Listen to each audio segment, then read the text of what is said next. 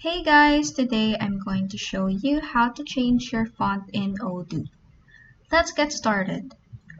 First go to odoo.com and log in your account.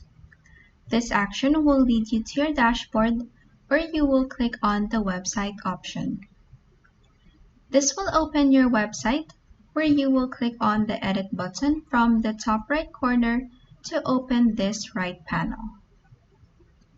In the right panel, click on Theme from the navigation menu. And from here, you can just edit the fonts in your paragraphs, headings, buttons, and more. In here, you can also customize your font size, font families, and more throughout your website. Lastly, once you're done customizing, just click on Save from the top right corner to save your changes. And that is how you can change your font in Odoo. If this video helped you, please like and subscribe for more helpful tutorials.